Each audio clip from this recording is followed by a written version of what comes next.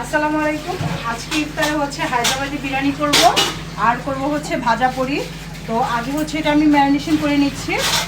এইখানে হচ্ছে ফার্মের মুরগি নিচ্ছি, কারণ হায়দ্রাবাদের বিরিয়ানি হচ্ছে ফার্মের মুরগি ছাড়া ভালো হয় না। তো এদিকে হচ্ছে আমার যা যা দরকার আমি সব কিছুই নিচ্ছি। আর হায়দ্রাবাদি বিরিয়ানিতে অবশ্যই পুদিনা এবং ধনেপাতাটা আপনারা ইউজ করবেন, তাহলে অ্যাকচুয়ালি টেস্টটা পাবেন, হয়তো বাসবে না। তো এখন আমি এটা হচ্ছে ম্যারিনেশন করে নিব, তারপরে আমি রেস্টে রাখবো 2 ঘন্টা। 2 ঘন্টা পর হচ্ছে আমি এটা চুলায় দিব। আর ভাজা পুরিও করবো, যেহেতু রোজা আছে, সেকেন্ড রোজা। প্রথম 2-3 রোজা একটু ভাজা পুরি খেলে ভালো লাগে, কারণ সারা বছর তো আর খাওয়া হয় না ওইরকম।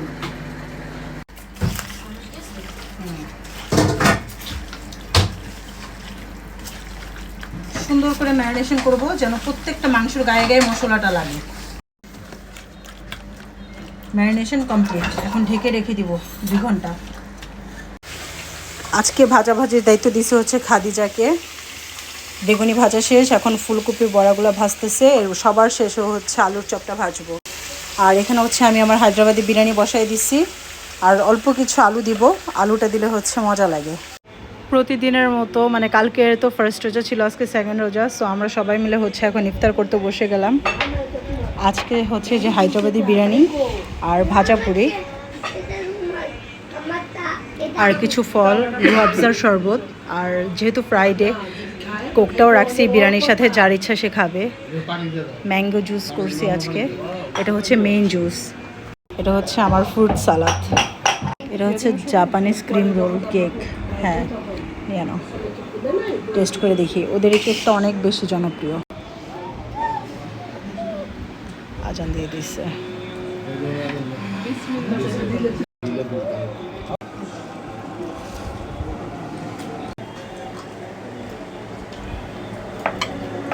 রোজা রাখতে কিন্তু ক্ষুধা লাগে না, পানির পিপাসা লাগে, তাই না?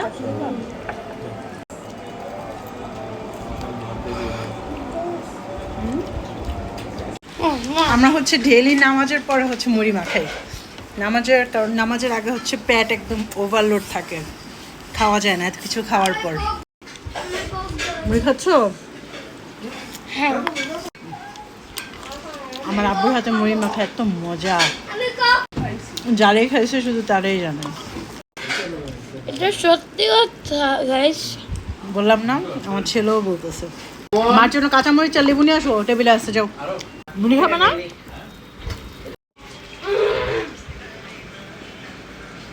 এখন হচ্ছে আমাদের কফি টাইম। ইফতার পর কফি না খেলে আর জমে না।